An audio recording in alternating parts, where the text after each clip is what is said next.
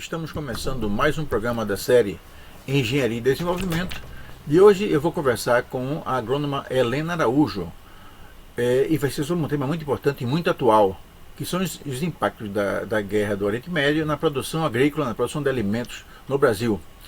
Como todos sabem, o programa Engenharia e Desenvolvimento ele tem o objetivo de contribuir para o esforço que visa dar maior protagonismo à engenharia e aos engenheiros nos processos de formulação de ideias e planos capazes de impulsionar o crescimento econômico, a soberania nacional e o bem-estar social.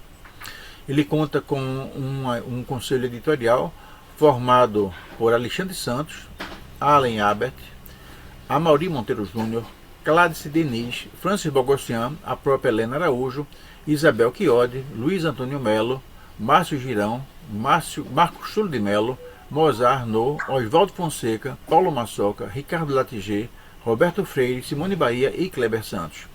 Os programas contam com o apoio do Movimento Engenharia pela Democracia, do Clube de Engenharia do Brasil e do Clube de Engenharia de Pernambuco. E como eu falei, hoje nós vamos conversar com Helena Araújo. Helena Araújo, ela tem uma formação extremamente ampla. Ela é mestre em agronomia, ela é engenheira agrônoma, ela é mestre em desenvolvimento e meio ambiente, é especialista em irrigação e drenagem e em agroengenharia. É servidora aposentada da Secretaria de Planejamento e Gestão no Ceará.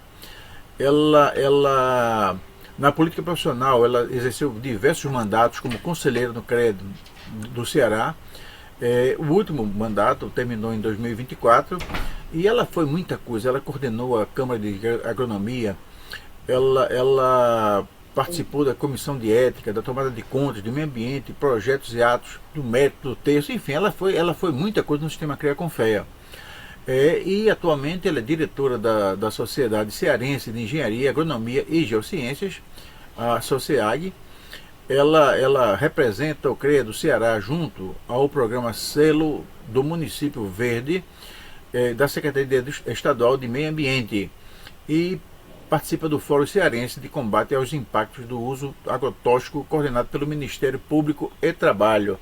Ou seja, Helena Araújo, ela é muita coisa e ela é uma pessoa, além de tudo, ela é extremamente generosa, porque ela está sempre disposta a compartilhar o seu conhecimento, o seu relacionamento com coisas que tornam melhor a vida não só do engenheiro, mas sobretudo da sociedade. E é essa pessoa que nós vamos conversar.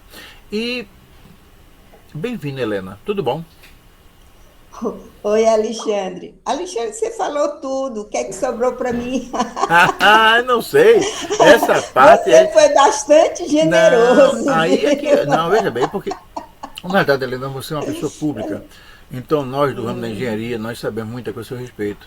Você, como eu dizer, você não começou ontem. Você já tem uma história muito longa no nosso meio. E Isso por é onde você verdade. passa, você deixa um rastro positivo, um rastro de luz. E é por isso que você é muito conhecida. Mas mesmo assim, cumprindo o ritual do programa, cumprindo o ritual do canal, vou te fazer uma pergunta que nós fazemos a todos os nossos convidados. Essa pergunta ela visa contextualizar a presença do convidado no programa e procura fazer o registro do convidado no canal. Ou seja, nós imaginamos que daqui a 100, 200, 300 anos, se é que vai haver um mundo, né? Mas nós esperamos que sim, se Trump deixar. Mas nós vamos ver vai aparecer um arqueólogo digital que vai cascavinhar os arquivos do YouTube e lá vai encontrar essa nossa entrevista. E eu digo a você que vou ficar muito feliz em saber que o homem do futuro vai tomar conhecimento dessa nossa conversa. E a pergunta é simples. Helena Araújo. Quem é Helena Araújo? Bom, Alexandre, você já colocou muitas coisas. Agora, eu posso falar também um pouquinho da minha vida profissional, né? Não, eu quero saber da vida profissional, não quero saber da sua vida pessoal. Não, eu quero Não, saber onde na você minha nasceu. vida Não, pessoal, não, de jeito nenhum. não, eu quero saber você nasceu aonde? Onde é que você nasceu? Olha, eu nasci Por em que você, não, Jericoacoara. veja bem, não existem coisas Olha que a só gente, onde é que eu nasci, em não, Jericoacoara. viu, Helena, existem coisas que a gente pensa que são, mas são fundamentais. Eu É quero saber, por verdade. exemplo, se você foi uma menina estudiosa ou não. Eu quero saber se você foi uma menina por que escolheu estudar o que você escolheu. Por que foi? Quer dizer, são essas coisas Pronto. que são muito interessantes. Quando a gente fala assim, Bem vida pessoal, é nesse interessante sentido, não mesmo. é? Quer saber do que você. A sua religião, isso é questão sua. Quer saber as outras coisas. Ô, Alexandre, eu nasci em Jericoacoara, na época que Jericoacoara não tinha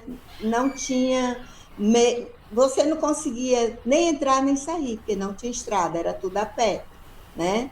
E assim, de uma família de 8 filhos, né? E daí, cedo, eu vim para Fortaleza morar com minha tia, né, que não tinha filhos, então vim para cá, com 2 anos. E também minha família era muito pobre, meu pai trabalhava em fábrica, minha mãe vendia café para poder ajudar um pouco no sustento da família. Eu fui alfabetizada já com 9 anos por minha tia. E daí, como diziam que eu era muito inteligente, eu ia pulando de ano, né? E com isso eu consegui recuperar o para trás que eu não tinha tido essa oportunidade. Sempre estudei escola pública, né? Inclusive agronomia também aqui, da Universidade Federal do Ceará, mas eu sempre fui também muito metida. Lá na época que eu fazia agronomia, eu me virava nos 30, porque eu tinha que ajudar também em casa. Então, eu estagiava, eu vendia livro e eu me metia nas coisas da universidade. Na época, eu fui representante da Ô, Helena, FEAB. e por que você foi estudar agronomia? Existe alguma razão para isso? Não, na verdade, não existe. Eu achava interessante. Eu fiz o vestibular. Na época, o vestibular era por pontos e, de acordo com o ponto, a pontuação, você se inscrevia. E, inclusive, o primeiro que eu passei não foi agronomia, foi geografia. Mas eu disse, eu não vou fazer geografia. Na verdade, eu queria fazer engenharia de pesca. Era um curso novo, que estava com 1 ou 2 anos só implementado, tinha saído nem a primeira turma. Mas aí, de repente, eu digo, não, não vou fazer engenharia de pesca, não, vou fazer agronomia. Aí fiz vestibular novamente, né? Aproveitei os créditos. Quando eu fui me inscrever, tinha vaga para um monte de coisa, inclusive pesca, mas o pessoal lá da banca que estava fazendo a inscrição queria que eu fosse fazer geologia. Não sei porque cargas d'água, eu digo, não, quero fazer agronomia. E daí a minha entrada na agronomia foi a partir daí. Me apaixonei pela agronomia já desde esse momento, fiz meu curso. Quando eu terminei, fui para o Acre. Né? Peguei uma carona, fui para o Acre de carona, passei uma semana toda para chegar lá, porque também não tinha estrada. Isso no final da década de 70, eu me formei em 78, no final da década de 70, início da década de 80, e aí eu passei 3 anos no Acre, e lá se vira nos 30, eram poucos profissionais, e a gente tinha que fazer tudo. E foi uma bela escola, uma bela experiência de vida, de profissão, quando você tem que lidar com desafios imensos, né? E você não tem a quem recorrer, porque lá não tinha faculdade de agronomia, não tinha, mas tinha pessoas que me acolheram muito bem, e é um estado que eu amo de coração e tenho excelentes amigos ainda hoje lá no estado do Acre. Tá Você saiu certo? de Fortaleza e foi para o Acre de carona? Exatamente. Mas isso é uma aventura, isso dá um livro, né? Porque, E não, foi uma aventura não, mesmo. eu fico imaginando, não, na realidade isso é uma aventura que dá isso mostra muito o seu espírito, né, ousado de não se deixar abater por dificuldades, né?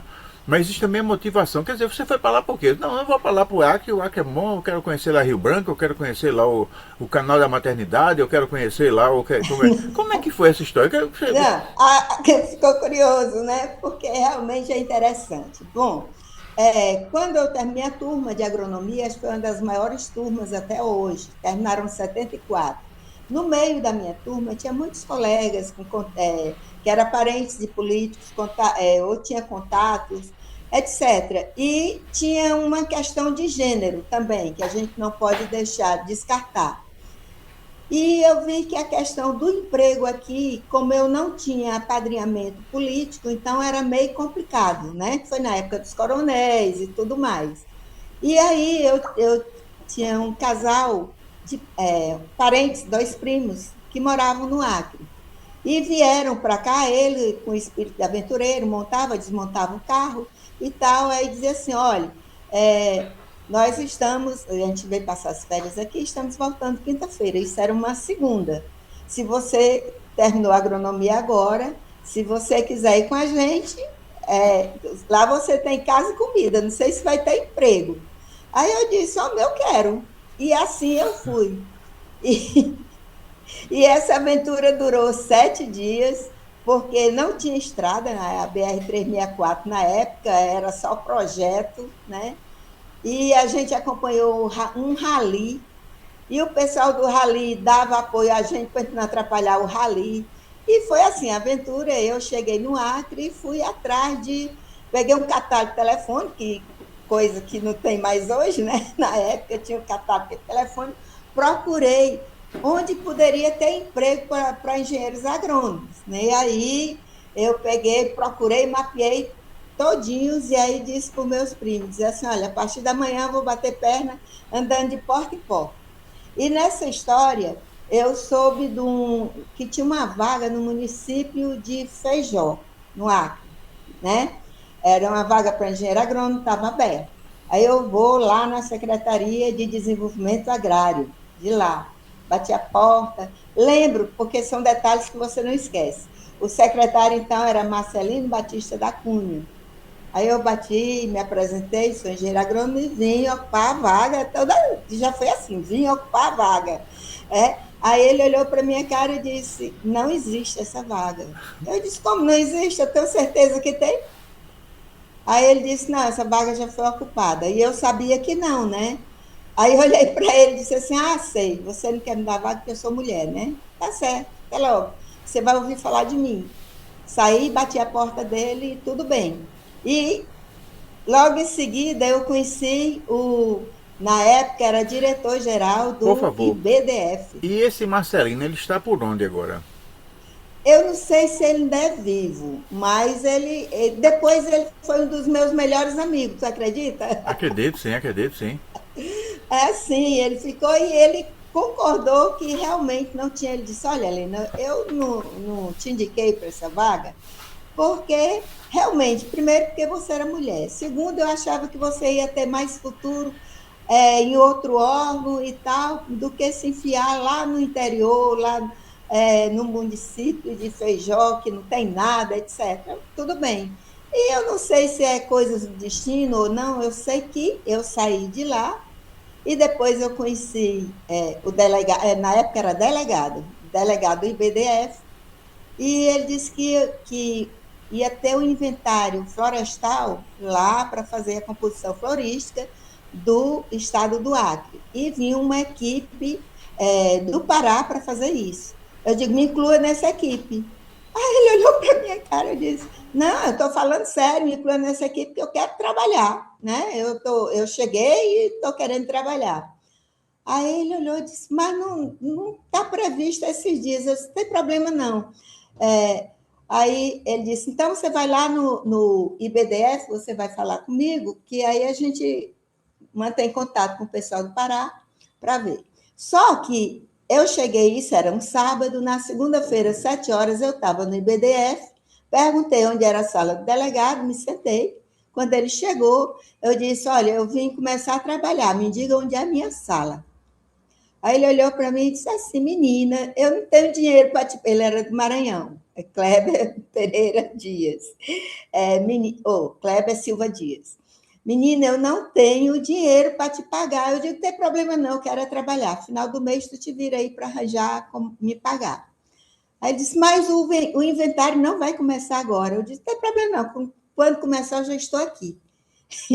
E assim foi meu primeiro emprego, né? Eu passei, aí depois tive um contrato de 3 meses, que foi o recurso que apareceu, e numa dessas delongas, né? E nesse trabalho eu fazia realmente sobre voos, eu não tinha medo, meus colegas tinham medo de andar nos aviões monomotor e bimotor, Então, todos os sobrevoos era a Helena que ia fazer, porque não tinha estrada para ir, era de avião mesmo. E aí, nessa história toda, eu estou sentada, o IBDF faz um convênio com o INPA, que é o Instituto Nacional de Pesquisa da Amazônia, para a gente fazer uma coleta de essências florestais da Amazônia para implantar em algumas áreas que naquela época já estavam desmatadas. Ok. E aí eu estou sentada preparando essas mudas quando chega um colega, né? Aí disse, quem é aquela menina lá? Aí disse, não, essa é uma cearense meio malucada que chegou aqui e está lá. Aí ele chegou, é dessa que eu estou precisando. Aí chegou para mim e disse, ei, cearense, tu quer trabalhar comigo lá no Banacre? Aí eu levantei a cara assim, já era no último mês do convênio, e disse, eu quero, quando é que eu começo? Aí ele disse, eu vou falar com o presidente do banco e lhe dou uma resposta. Aí eu, tranquilo. E aí, nessa história toda, quando eu saí por sobrevoo, quando eu cheguei à tarde, aí tinha já o recado do presidente do banco que queria falar comigo. Esse mesmo dia, tudo foi no mesmo dia. Aí eu estava, só que literalmente eu estava coberta de lama, porque eu tinha descido, né, do avião, e lá eu dizia que o Acre só tinha 2 estações, lama e poeira, né, porque era realmente estava no período que estava chovendo. Bom, e eu olho e eu digo, não, estou toda suja de lama, mas ele está me chamando, eu vou. E assim eu fui. Mas era tão. Imagine, quando eu subo, era no último andar, né? Lá na rua Epaminondas de Acre. Aí eu abro a porta, é aquele tapetão vermelho, de assim, um palmo de pelo. E eu toda lameada. Quando eu abri a porta, o presidente estava lá no final, ele olhou para mim e ele desabou a rir. Ô, Mal, mas ele ria tanto, Alexandre. Eu não sabia se ele estava rindo de mim, se ele não estava. O que é que eu fiz? Comecei a rir também, né? Aí ele mandou eu entrar. Eu disse, você quer que eu entre mesmo? Eu vou sujar seu tapete todinho. Aí ele disse, não, pode entrar. E eu saí, Alexandre, pisando naquele tapete, onde eu saía ficavam os torrões de lama já que estava secando. Quando eu cheguei, que eu sentei, né, achando que ele ia conversar comigo, ele olhou para mim e disse, você quer começar? Você pode começar amanhã no banco? E assim eu fui para cá. Aí quando ele perguntou se eu podia começar amanhã, eu pensei, disse, olha, meu contrato do IBDF termina daqui a 17 dias, então eu posso. Eu não falei para ele do contrato, eu só disse, eu posso. Aí eu pensei, eu tenho que voltar para dizer o Kleber, né, que era o delegado, que amanhã eu não vou mais para o IBDF, eu venho para o banco. E assim foi meu emprego no banco, passei lá 3 anos, certinho, trabalhando com crédito rural. Foi o maior desafio que você pode imaginar, porque sem estrada, a gente saía 2 horas da manhã para chegar lá nas colônias, que eram as pequenas propriedades. As pequenas lá eram 1.000 hectares, viu? Chegar pelo menos 7 horas para começar a trabalhar. E lá a gente trabalhou com o INPA também, o banco fez um convênio com o INPA, e a gente plantou o projeto que estava sendo desenhado lá com parceria com com o IBDF, que era a recuperação de áreas de capoeirão, que a gente chamava, que áreas que já tinham sido plantadas há mais de 5 anos e estavam abandonadas, que eu digo que foi o primeiro projeto de reflorestamento da Amazônia, né? Porque isso foi em 80, 81. Então, isso, quando eu saí lá do Banac, eu saí porque havia algumas coisas no banco que eu não concordava, então quiseram me corromper e acabei recebendo o bilhete azul, porque eu indeferi um projeto lá que não deveria ter indeferido, né? Mas fez muito bem, fez muito bem. E aí você voltou para fazer, ou permaneceu no Acre, como foi essa fase? Não, aí eu saí lá do IBDF e fui para o Pará. Ah, foi para Pará Aí, ainda, quer dizer, estava lá pelo norte aí ainda. isso, aí no Pará eu passei quase um ano, né? Onde eu fiz a primeira minha primeira pós, que foi em agroengenharia, né? E lá eu trabalhava também com agropecuário em Hierataú, que era ligado ao grupo, que era uma das empresas do grupo Queiroz Galvão. Meu primo, aí foi apadrinhamento, meu primo trabalhava no grupo e me levou para trabalhar lá para eu ganhar uma graninha, né? Porque ficar só estudando não dava certo, não. E também, além disso, eu também trabalhava aí, em função da minha experiência lá do Acre, eu fui trabalhar no escritório de planejamento e elaboração de projetos para a Sudão, né? Não na Sudão, no projeto, no escritório trabalhava elaborando projetos para a Sudão. E aí foi minha vida do norte. E daí eu voltei para o Ceará, porque minha mãe adoeceu e eu tive que voltar, né? Voltei para o Ceará e no Ceará eu fui para a CEPA. Eu não sei se você ouviu falar na CEPA, Comissão Estadual de Planejamento Agrícola do Estado do Ceará, né? E fiquei na CEPA até a sua extinção, que já foi no final do governo Tasso, que ele desequipou, e o primeiro ato do governo Ciro Gomes foi extinguir a CEPA. Como era do planejamento, então não fui atrás de emprego, porque eu já era empregada, fiquei na CEPLAN, que hoje é CEPLAG, né? E daí continuei, e um belo dia também, eu já muito chateada com... Lá eu trabalhei sempre com programas e projetos especiais ligados à pobreza rural. Então, eu trabalhei em monitoramento e também na elaboração de planos operativos. E daí eu fiquei...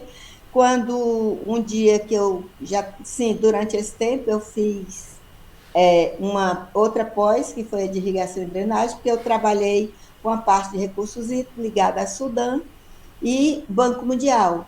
E o Banco Mundial exigiu que eu fizesse uma pós. Aí eu fiz essa, né, ligada ao PROIN, na época do PROIN e tal. Aí terminou minha vida no governo do Estado, que aí eu pedi para sair, né, pedi aposentadoria proporcional, né, hoje eu ganho um terço que eu deveria ganhar se eu tivesse concluído, mas por uma questão realmente que para mim, tinha enchido aquele negócio.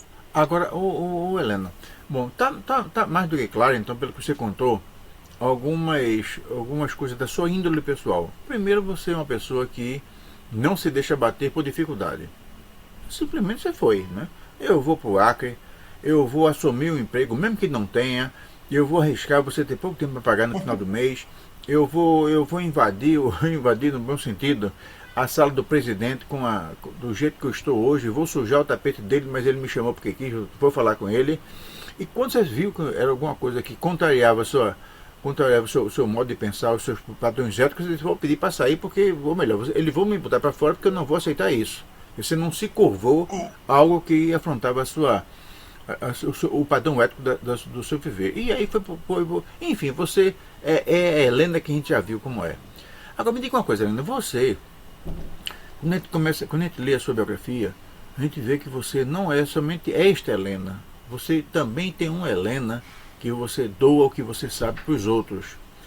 Quando foi, Helena, que você começou a ter uma participação mais ativa na política profissional? Na época de estudante. Já na Na época. época, na época de estudante, eu participava, na época não tinha diretório, né? Então eram associações acadêmicas, e então eu era tesoureira da associação, né? Aqui é porque é para o dinheiro render e dá para fazer muita Não, coisa. agora o pior, a gente fala assim, né? Que as associações de trabalhadores, de estudantes, tem a função de tesoureiro. Agora o interessante é que não tem dinheiro. O cara tem que se virar, usando sua linguagem, se virar nos 30 para descobrir dinheiro para fazer as coisas, né? É uma coisa impressionante, né? O tesoureiro tem que ser muito Exato. criativo, né? Para guardar o que não tem e para gastar o que não tem também. E eu acho que isso é uma coisa E espetacular. se virar para pagar as contas. Exatamente, exatamente. E buscar dinheiro é uma coisa séria. Então, isso já demonstra uma outra faceta da vida de Helena Araújo.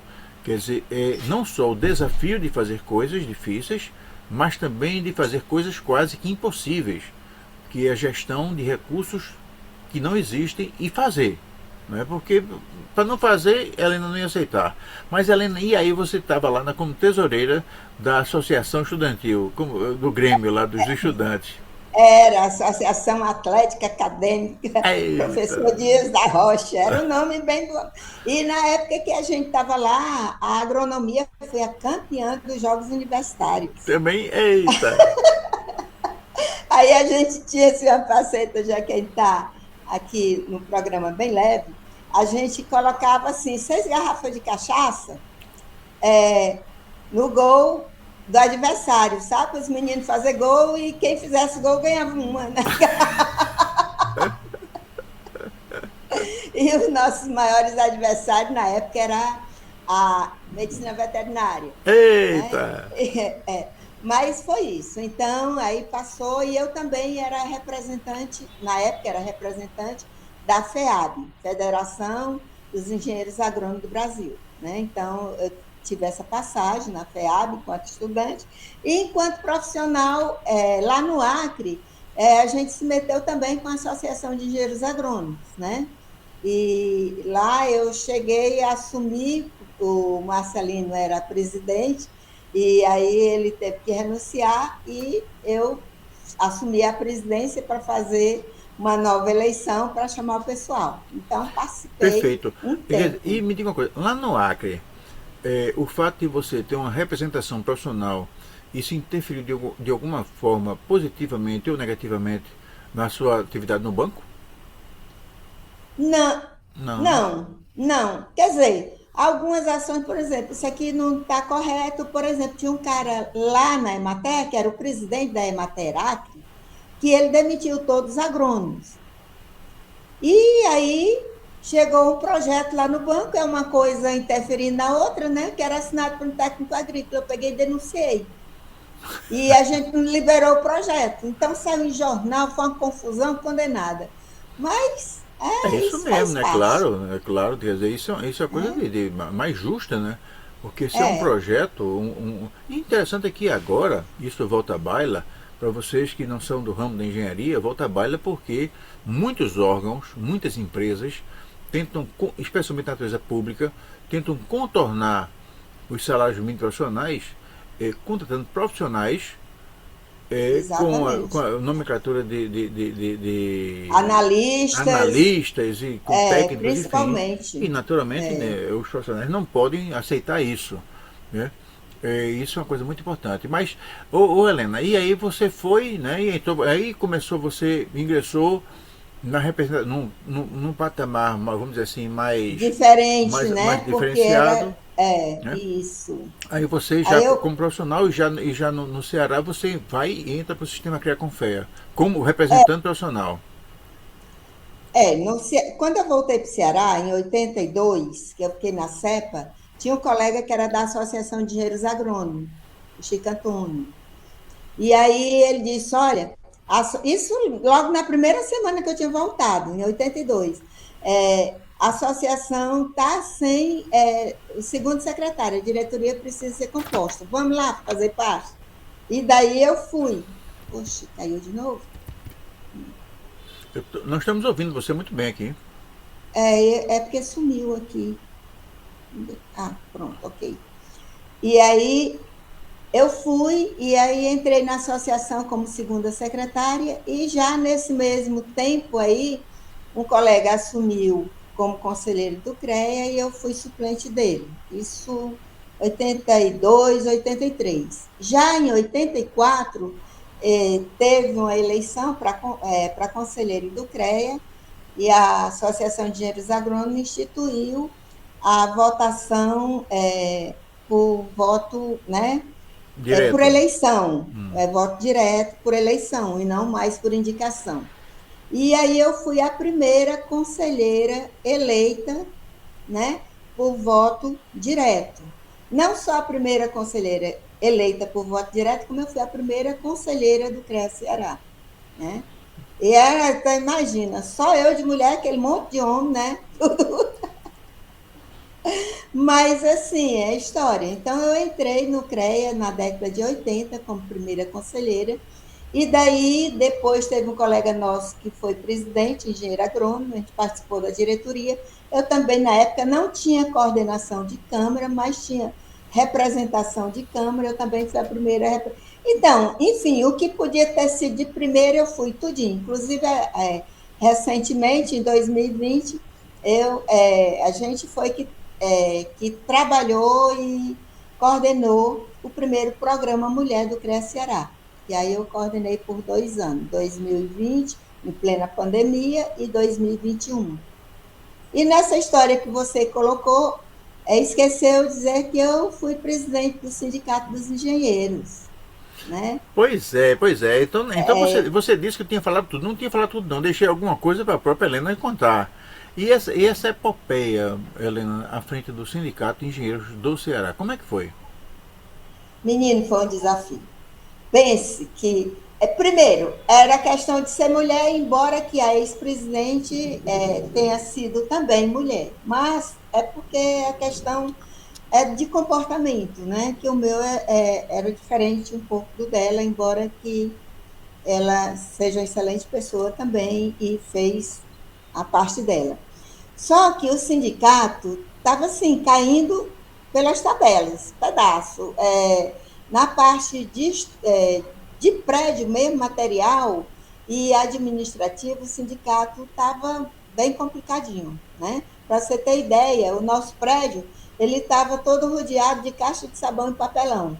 Eita. Tinha iniciado uma reforma que não tinha sido concluída, estava 4 anos que não andava, e o sindicato todo, eu não sei se você conhece o nosso sindicato aqui, que é um dos melhores do Brasil, ainda a atual presidente mantém isso bem, e a gente disse, uma das metas de campanha é com um ano entregar uma sede digna aos profissionais. Então a gente fez a proposta de campanha e realmente cumprimos toda ela. Entregamos com um ano, né? O nosso sindicato não é ligado à FICENG, sim à FNE, né? E o Murilo, na época, fez uma reunião aqui, nacional, coincidindo com a época.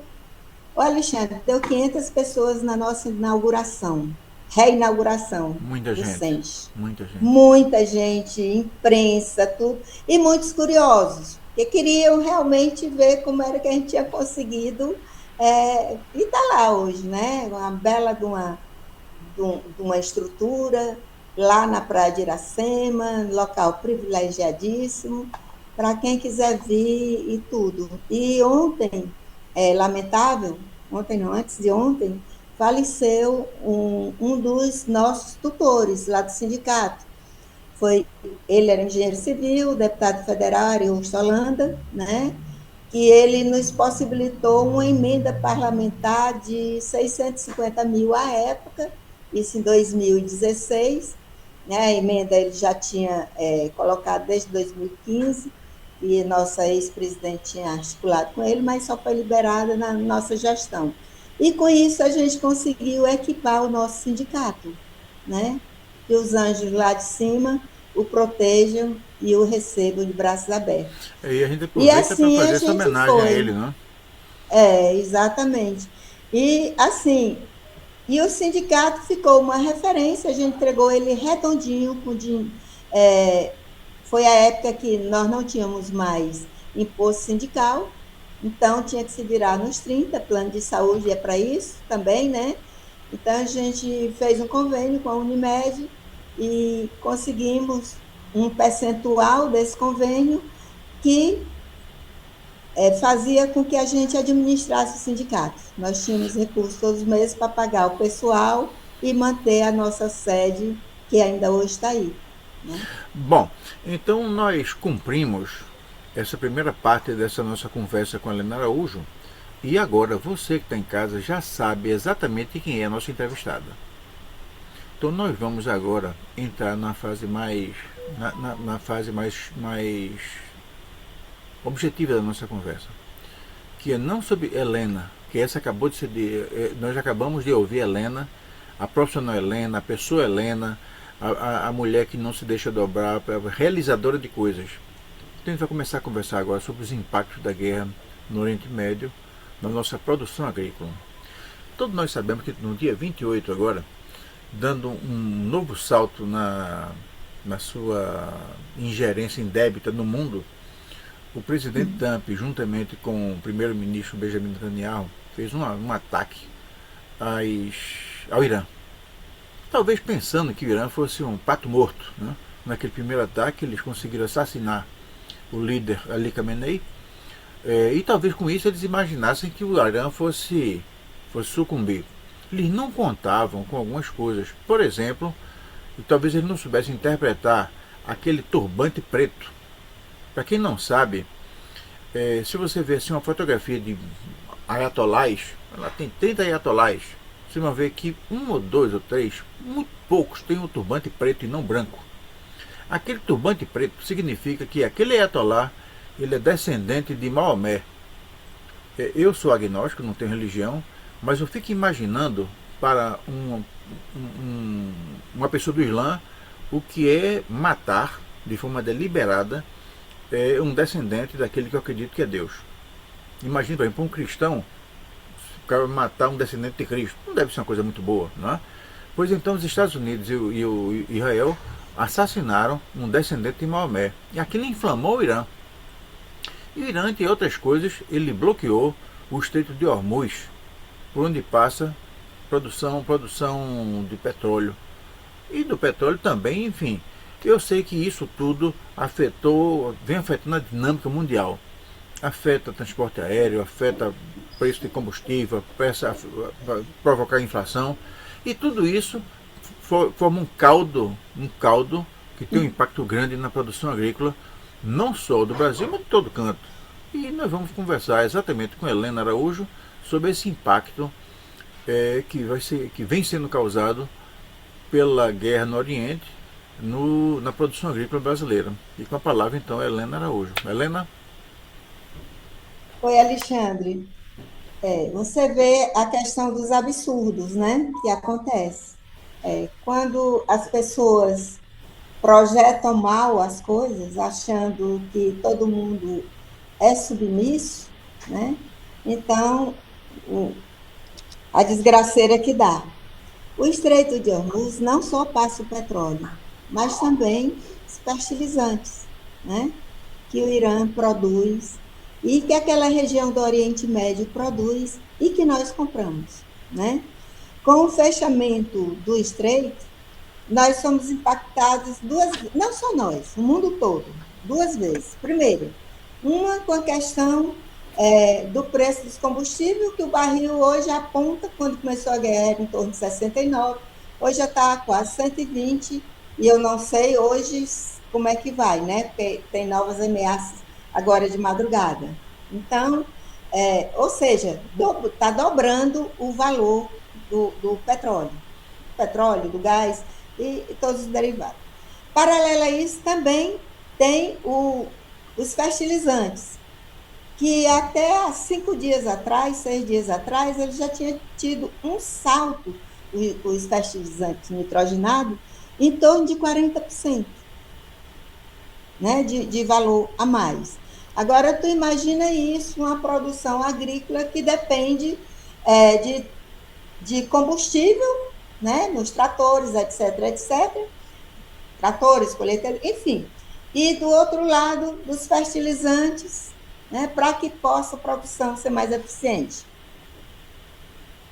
O impacto que isso gera no mundo todo. Aqui no Brasil, no tocante, essa época a gente já está com a safra para colher, então, nessa primeira safra aqui, nós não estamos sendo impactados mais por conta dos transportes e não dos fertilizantes.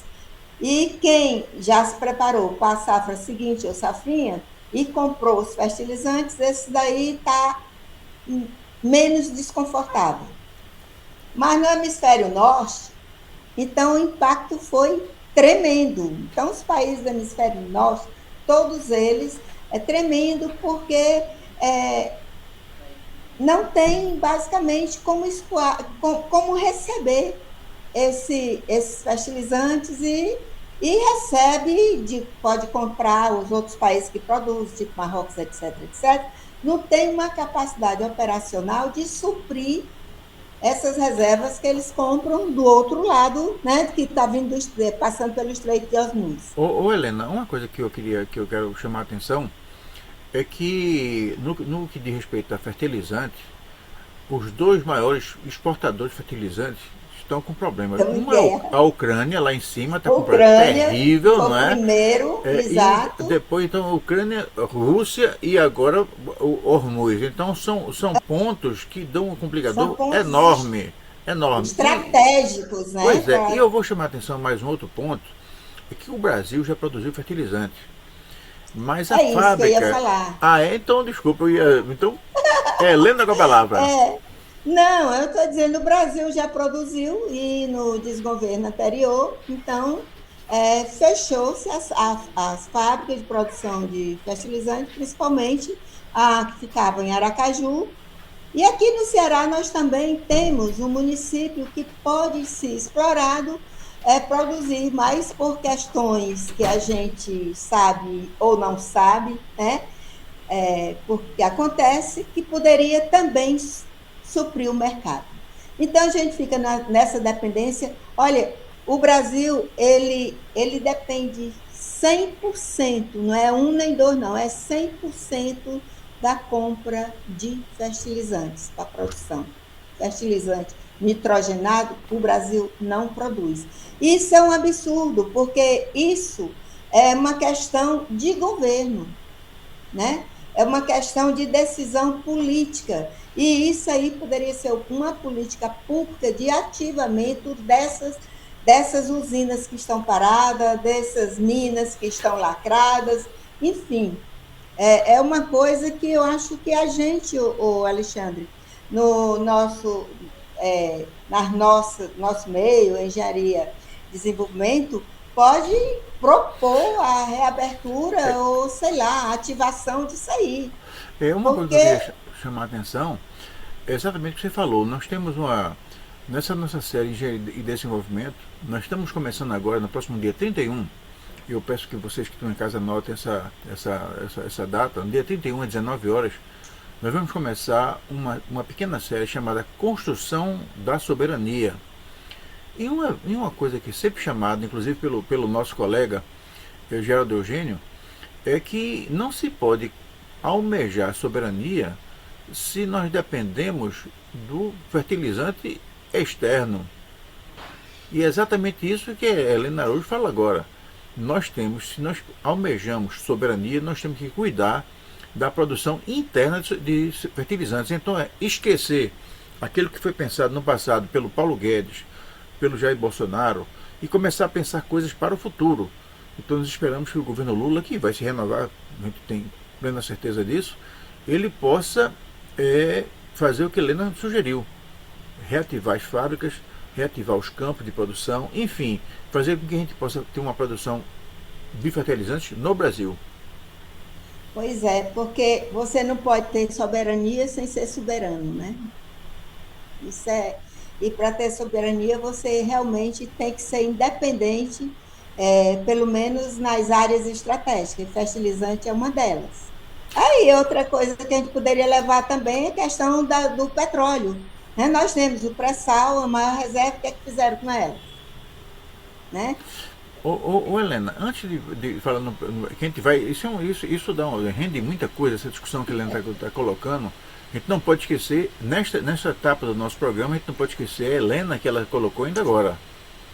Essa Helena Araújo é exatamente aquela que foi para o Acre, que discutiu, que salvou, que impugnou edital de contratação, projeto, porque não tinha agrônomo. Essa Helena é aquela, não é outra não. E só que ela hoje tem mais experiência. Né? Então a gente tem que saber disso. Né? Helena, quando uma coisa que você falou claramente ainda agora é que o impacto da falta de fertilizantes no Brasil, ela ainda não chegou todo, né? Porque a safra já está em fase processo. Em processo, né? É. Mas você falou claramente que o maior impacto vai ser no preço dos combustíveis para o transporte da safra. E aí vem uma outra questão. Também no governo, ou no desgoverno, como você falou ainda agora, do seu Jair Bolsonaro, houve a privatização da BR Distribuidora. uma empresa chamada. Então, o instrumento que o governo tinha para regular preços, que era uma distribuidora de combustíveis, deixou de existir. Então, hoje, cada posto bota o preço que quer. E aí eu pergunto, Helena, você acha que a eventual reestatização da distribuidora de petróleo, da distribuidora dos postos de combustível, isso podia facilitar um pouco a reconquista da soberania nesse aspecto? Veja bem, as agências reguladoras que foram criadas, elas basicamente não funcionam, né? Elas não funcionam. Daí é que tem a formação dos cartéis, né? E você combater isso aí só com muito pulso, né? Para isso, eu não vejo, porque isso tudo passa pela política do governo, mas passa, sobretudo, pelo Congresso Nacional, né? Aí nós temos que mudar muito, não é pouco não. Vai mudar muito, tanto completo esse Congresso. Porque esse Congresso que está aí, a gente não pode esperar muito dele, não, né? E todo um processo de privatização, né? Estatização? Reestatização, reestatização. Então, não é só vontade política de quem está governando, né? Nós temos que ter o conjunto da obra, ou seja, Congresso aliado com o governo para que a gente possa realmente trabalhar essas questões de interesse nacional e não de interesse de corporações ou interesses privados. Então, essas questões passam muito por isso. Mas, assim, se você for lembrar o que aconteceu com a Lava Jato, né, que acabou a nossa engenharia, que a nossa engenharia era respeitada no mundo todo, né? Então acabaram nossa engenharia, né? E o que aconteceu na Alemanha na Segunda Guerra com a Volkswagen, o governo estatizou a Volkswagen e prendeu, foi lá com os corruptos, né? Quer dizer, essa experiência não serviu para o Brasil, porque aqui teve que acabar tudo. E você sabe, quando as coisas elas se desmancham, para você emendar os pedaços é mais complicado. Mas seria uma solução, né? Se realmente a gente tivesse uma força política e a vontade política de fazer isso. Porque eu não vejo com as agências reguladoras essa mudança de comportamento, né? Por exemplo, aqui, né, com esse começo da guerra aqui, a gente encontra combustível, gasolina, por exemplo, aqui em Fortaleza, variando de 6,49 a 7,29. Ou seja, quase R$ 1 a mais no litro de gasolina, né?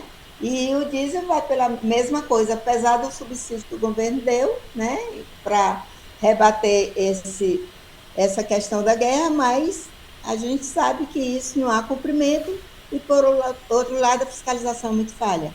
Então, Perfeito. essas Perfeito. questões passam por Ô, isso. Helena, nós compomos uma categoria extremamente poderosa. Nós somos muito desorganizados. Nós Verdade. sabemos sequer o significado de engenharia. Nós não sabemos sequer o nome do nosso Conselho Federal de Engenharia. Uns chamam de CONFEA, outros chamam de CONFEA. Quer dizer, existe uma desunião muito grande entre os engenheiros. Mas é natural que nós podemos fazer muitas coisas. É, Você acha que, do ponto de vista concreto e objetivo, os engenheiros, enquanto categoria profissional, podem contribuir em quê para que essa soberania seja alcançada? Nós sabemos que, como você bem falou, a Lava Jato tentou desmobilizar a engenharia nacional, tentou destruir a engenharia pesada, tentou destruir a parte de gás de gás e óleo, enfim, tentou fazer muita coisa, mas mesmo assim ela começou a recuperar. Perder força. É. Né? E A aí eu Lava queria saber Jato assim, como perdeu é que nós força, a gente começou podemos essa fazer agora recuperação. para aumentar o protagonismo do engenheiro e da engenharia e, e usar o talento que nós temos para tornar o Brasil um pouco melhor em termos de soberania nacional. Eu queria que você comentasse um pouquinho sobre isso. Olha, assim, a gente começa dizendo que, no que pese, nós, enquanto profissionais do sistema Confea, CREA e Mútua, sermos responsáveis por uma boa parcela do PIB do nosso país, né? Que tudo passa pelas engenharias e agronomia, nós somos invisíveis para a sociedade. Na verdade, a sociedade ainda não sabe direito qual o nosso papel. Ela tem consciência do engenheiro quando aparece algum escândalo ou quando desaba algum prédio que chamam o CREA, ou quando tem impacto na mesa com morte de alguém por uso exacerbado de agrotóxicos, enfim. Então, e nós, enquanto profissionais, e o sistema Confea, CREA e Mútua tem recurso que poderia utilizar mais externamente, nesse sentido que a sociedade se apropriasse de nós, né? Na verdade, ela se apropriaria dos nossos papéis, e não enquanto papel, mas enquanto o saber, né? O que é que um engenheiro faz? O que é que o engenheiro agrônomo faz? Por que que isso é importante?